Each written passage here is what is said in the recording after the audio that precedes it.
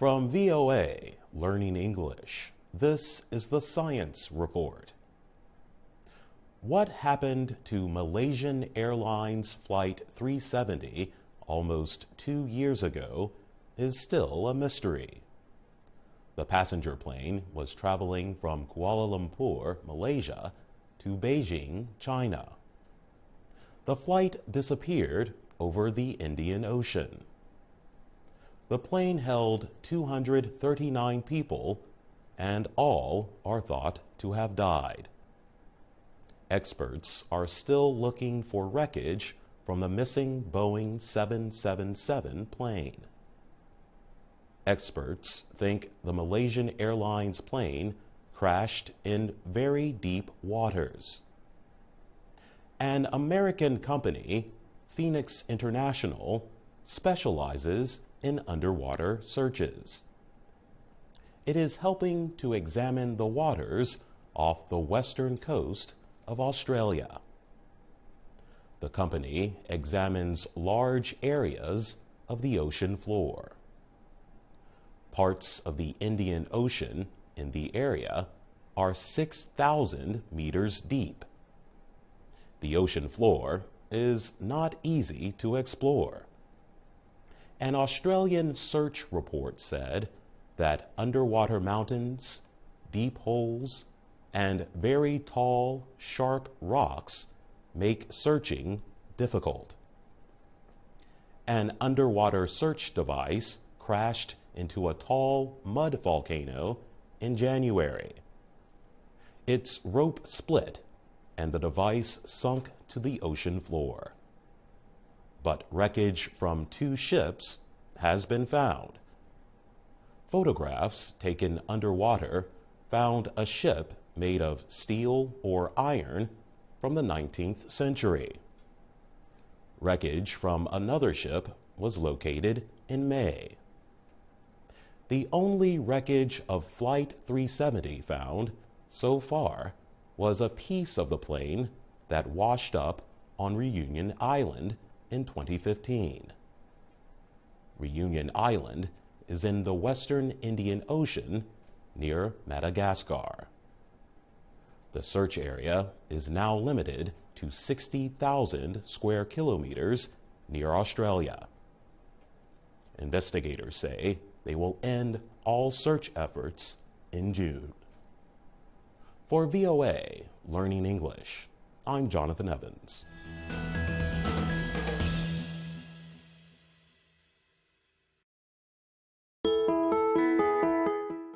From VOA Learning English, this is the Science Report. It took 100 years, but scientists say they have proved Albert Einstein's theory that gravitational waves exist. The waves were predicted as part of Einstein's general theory of relativity, published in 1916.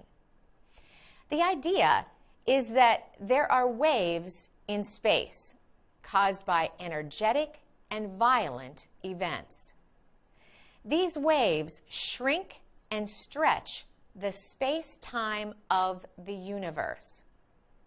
Now, a group of scientists, including ones from Caltech, MIT, and the LIGO Scientific Collaboration, say they have found these gravitational waves. Imagine throwing a rock into a pond. When the rock hits the flat surface of the water, it creates small waves, or ripples. The gravitational waves are like the ripples moving out from where the rock hits the water. The waves expand and contract space and time as they move through outer space. And when they reach Earth, the waves pass through and contract and expand the planet as the wave goes by. These are not large waves. They are very, very small, which is why it took so long to find them. For years, scientists have also been watching two black holes in another solar system. They were spinning around each other and finally crashed. When they hit each other, it was with such power and force that gravitational waves moved through the universe. Those waves, traveling at the speed of light, finally reached Earth some 1.3 billion years later. These are the waves that the scientists announced they found. For VOA Learning English, I'm Carolyn Persutti.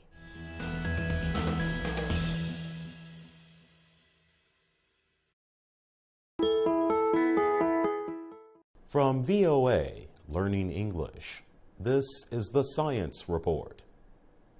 February 2016 is the warmest February on record, according to data released by NASA.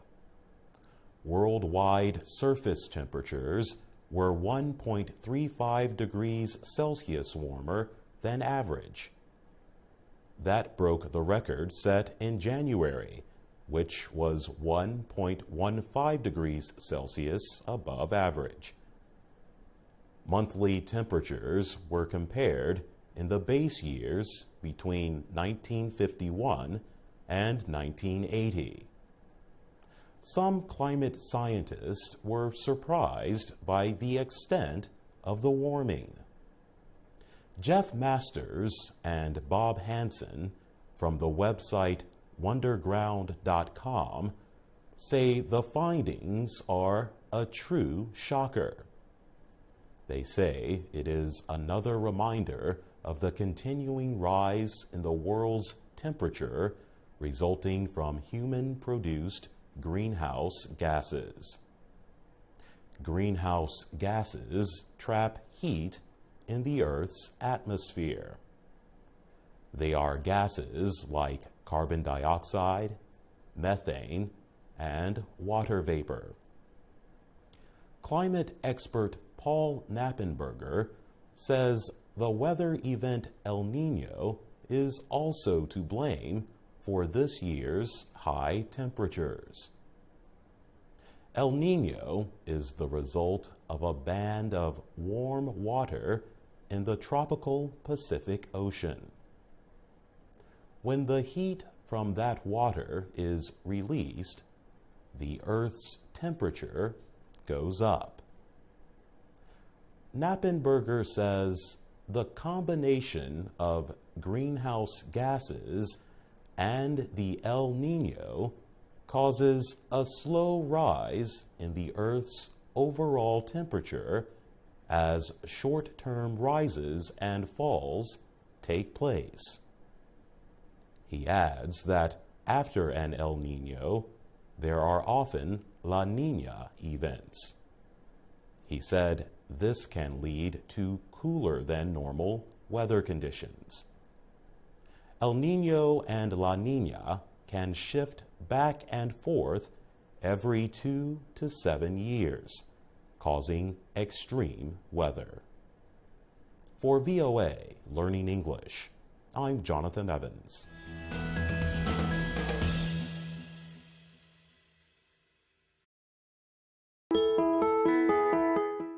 From VOA Learning English, this is the Science Report. Scott Kelly and Mikhail Kornienko have their feet on the ground after almost a year in space. The two landed in Kazakhstan March 2nd on a Russian spaceship.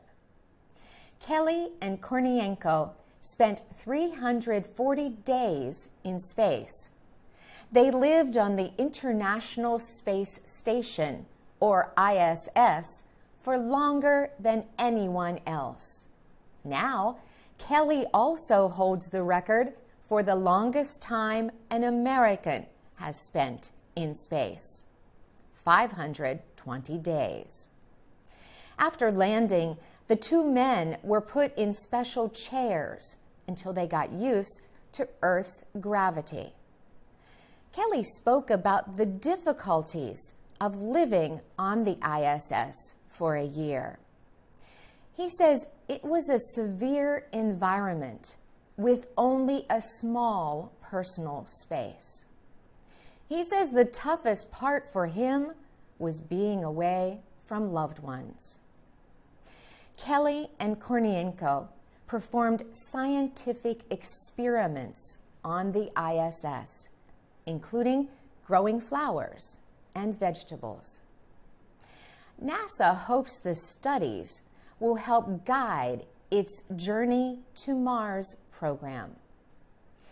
It will take astronauts about 500 days to travel to Mars and back. During that time, they will need to grow their own food and share small spaces for many months. Scott Kelly is also part of a twin study. He has an identical twin brother.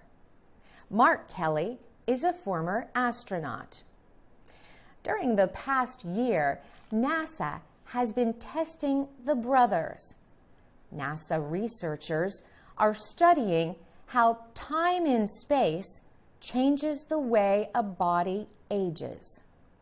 NASA will take what it learns from these men and use the information to help new astronauts. The United States Space Agency hopes to send humans to Mars in the 2030s. For VOA Learning English, I'm Carolyn Prasuti.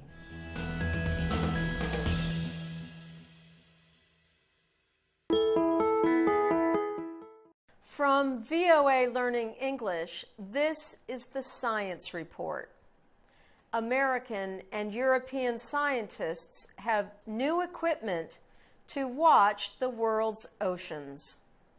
The Jason 3 satellite launched in January. It is designed to record rising sea levels.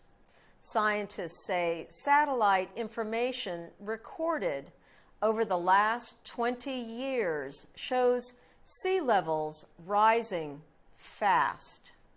They say the fast rising seas are an indicator of climate change. Josh Willis is the lead project scientist for the operation at NASA. He says the Jason 3 satellite collects information using radar. He explains that satellite records have been kept for only about 25 years, but measurements of how the oceans have been changing go back thousands of years. He says the past 2,000 years have been stable in terms of sea level and the Earth's temperature. But in the past 100 years, sea levels have risen quickly. He said that is because of the warming of Earth. All material, including water, expands when heated. The Jason 3 satellite measures how high the surface of the sea is.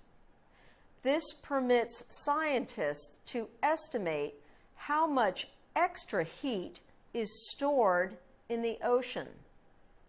Eric Luyện is with the National Oceanic and Atmospheric Administration. He says sea levels are an expression of climate change for two reasons. He says excess heat is causing the ocean to expand. And he says the planet's warming causes glacial ice to melt into the oceans and increase sea levels. Luyện says Jason 3 information will help scientists monitor the effects of rising sea levels. He says it will also help in predicting and preparing for big storms. For VOA Learning English, I'm Ann Ball.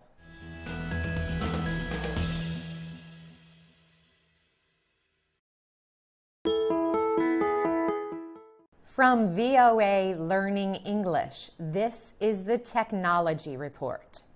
The United States Federal Bureau of Investigation, or FBI, has taken legal action in the American court system against the technology company Apple. The case involves an Apple iPhone 5C. The smartphone belongs to killer Syed Farook. Farook and his wife murdered 14 people in San Bernardino, California on December 2nd.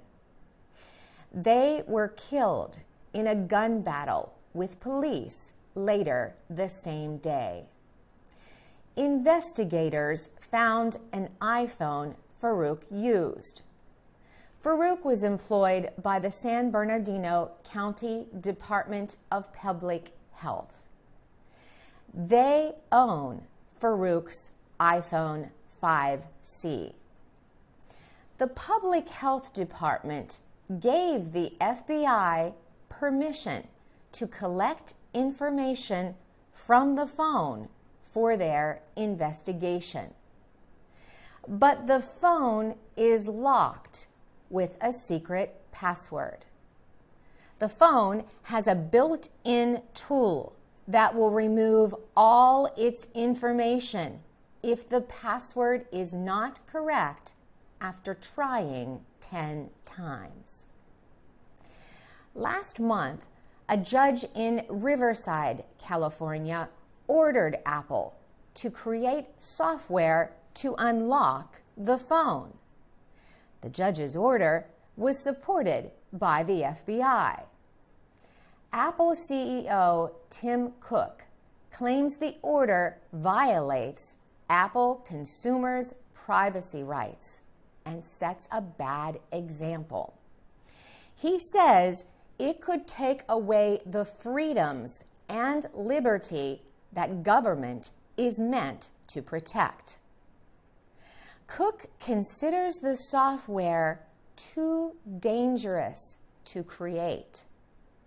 Once created, he argues, criminals could use the software to unlock iPhones and steal private information.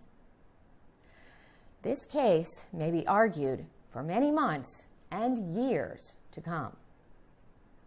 For VOA Learning English, I'm Carolyn Presutti.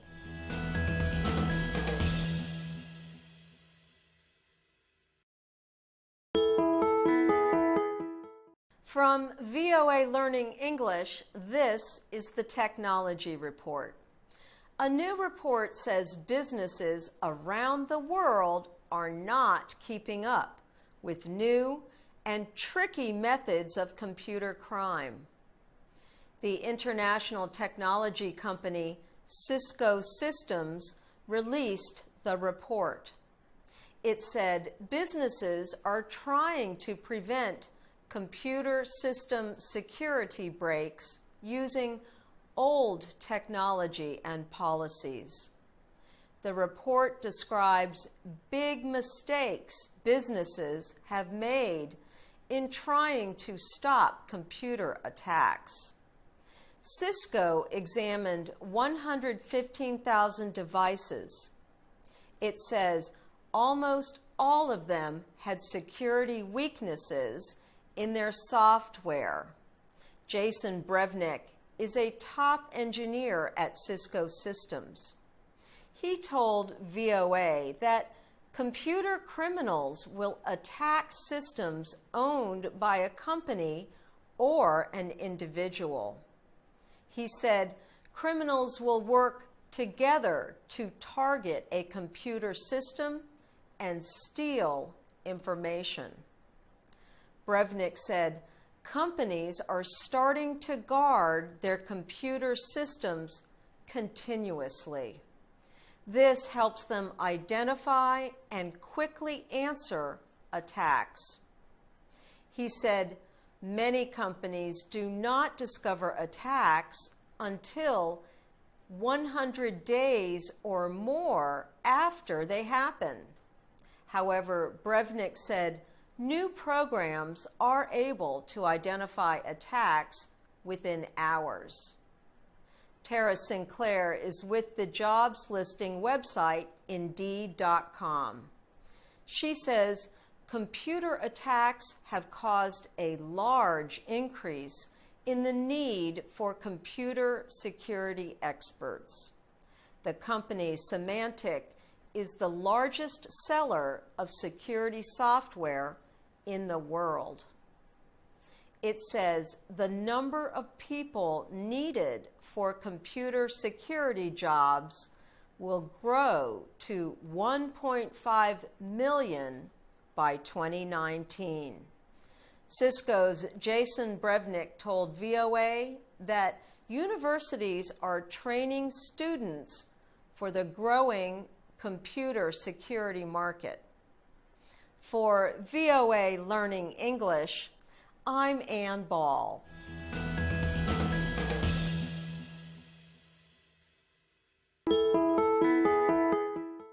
From VOA Learning English, this is the Technology Report. Prime Minister Hun Sen of the Cambodian People's Party joined the online social media site Facebook 3 months ago. Recently, he announced he had 3 million likes on his Facebook page. Now, Cambodia's ruling party spokesman has dismissed a report that the Prime Minister unfairly increased his number of Facebook likes. Hun Sen appears to have overtaken opposition leader Sam Raisy's 2.2 million likes.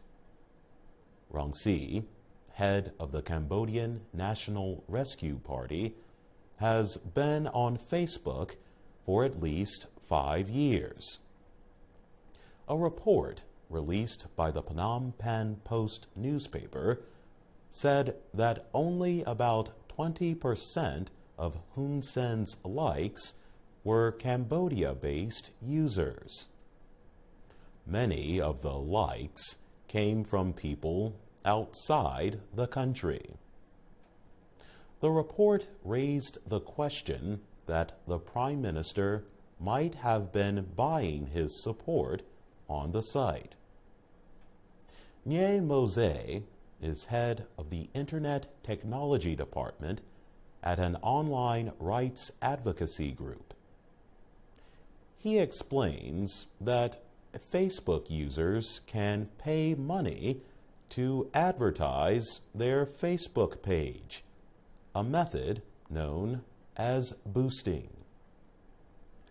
Chuk Sopiap is executive director of the Cambodian Center for Human Rights. She says that a politician's popularity should not be judged by social media activity, but by their work as public officials. Hun Sen has been in power for more than 30 years. Political observers say Hun Sen is hoping that he can use Facebook to gain popularity. Important local and national elections will be held in Cambodia in 2017 and 2018. For VOA Learning English, I'm Jonathan Evans.